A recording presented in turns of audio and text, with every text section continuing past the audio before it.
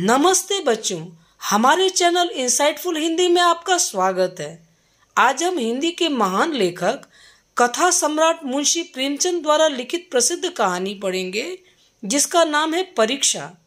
परीक्षा कहानी कक्षा 6ठी की पाठ्यपुस्तिका मल्हार का 10वां पाठ है।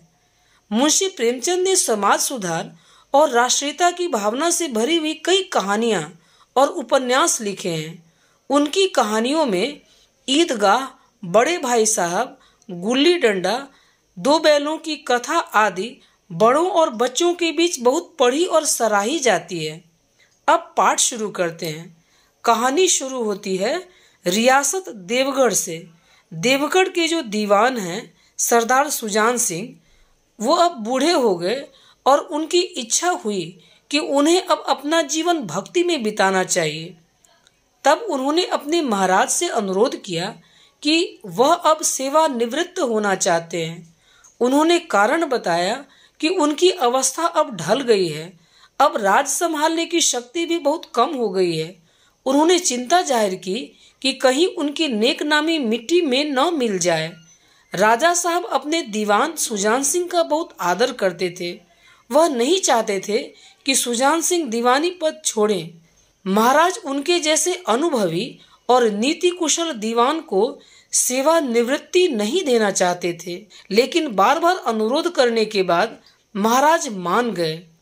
लेकिन उन्होंने एक शर्त रख दी। शर्त यह थी कि रियासत के नए दीवान का चयन सरदार सुजान सिंह को ही करना होगा। अगले दिन नए दीवान पद के लिए देश के प्रसिद्ध समाचार पत्रों में विज्ञापन छापा गया। विज्ञापन में पढ़ाई से ज्यादा रहन सहन, आचार विचार, कर्तव्य परायणता की बात कही गई। यह लिखा गया कि जरूरी नहीं कि वह ग्रेजुएट हो, लेकिन हृष्ट पुष्ट हो, अर्थात उसका शरीर मजबूत हो। इस ऊंचे पद को पाने के लिए देश के कोने कोने से बहुत सारे लोग पहुंच गए। उन सभी लोगों में ग्रेजुएटों की संख्या अधिक थी। हालांकि विज्ञापन में ग्रेजुएट अनिवार्य नहीं माना गया था। वहां देवगढ़ में सभी उम्मीदवारों के उचित आदर सम्मान का प्रबंध किया गया। सभी अपनी बुद्धि के अनुसार स्वयं को अच्छे रूप में दिखाने की कोशिश करने लगे। जो लोग 9 बजे तक सोए रहते थे, वह देवगढ़ आकर सुबह उठकर बगीचे में टहलने लगे। जिनको किताब पढ़ने से घृणा थी, वह मोटे मोटे ग्रंथ में डूबे रहते थे। जो लोग अपने घर में नौकरों के साथ बुरा व्यवहार करते थे, वह यहाँ नौकरों को जनाब कहकर संबोधित करने लगे। हर कोई नम्रता और सदाचार की साक्षात मूर्ति दिखता था। एक दिन युवकों ने सोचा कि हॉकी का खेल खेला जाए। फील्ड बन गई, खेल शुरू हो गया। सभी खिलाड़ी हॉकी का इतना अच्छा प्रदर्शन कर रहे थे कि वे लोग खेलते खेलते थक गए, लेकिन हार जीत का निर्णय नहीं हो सका।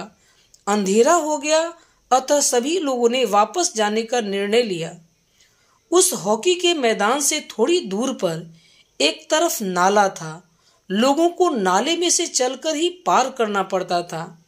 उस समय एक किसान अनाज से भरी हुई गाड़ी लेकर आया और नाले को पार करने की कोशिश की, मगर कीचड़ बहुत ज्यादा होने के कारण गाड़ी नाले में फंस गई।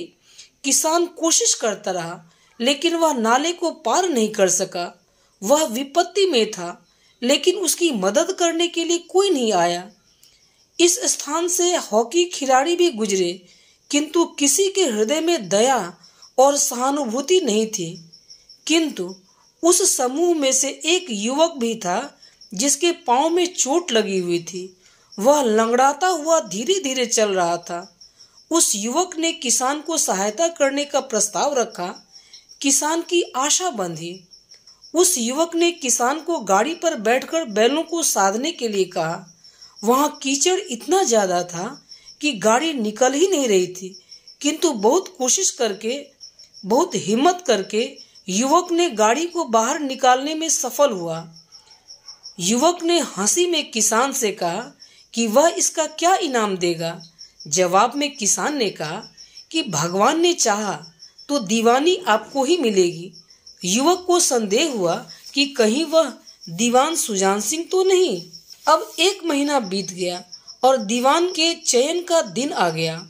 उम्मीदवार और राज्य के प्रतिष्ठित लोग दरबार में उपस्थित थे। दीवान सुजान सिंह ने सभा को संबोधित करते हुए कहा कि उन्हें दीवान पद के लिए ऐसे उम्मीदवार की आवश्यकता थी जिसके हृदय में दया, आत्मबल और उदारता की भावना भरी हुई हो।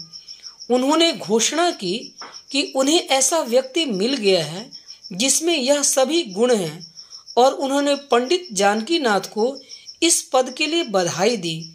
सुजान सिंह का कहना था कि जो स्वयं जख्मी होकर भी एक गरीब किसान की भरी हुई गाड़ी को दलदल से निकाल सकता है, उसके हृदय में साहस, दया और आत्मबल है। ऐसा व्यक्ति गरीबों को कभी नहीं सताएगा, कठिन परिस्थितियों में भी दया और धर्म का साथ नहीं छोड़ेगा। कथा सम्राट मुंशी प्रेमचंद जी इस कहानी के माध्यम से यह स्पष्ट किया है कि मनुष्य की असली पहचान उसकी योग्यताएं या शिक्षा मात्र ही नहीं है। जनता का प्रतिनिधित्व करने वाला दीवान जैसा उच्च पद का असली हकदार वही व्यक्ति हो सकता है जो अपनी क्षमता का सही समय पर प्रदर्शन कर सके, जिसके हृदय में दया हो, जो व्यक्ति कर्तव्य परायण हो। धन्यवाद बच्चों। अब हम अगले वीडियो में इस पाठ के प्रश्न उत्तर की चर्चा करेंगे। धन्यवाद।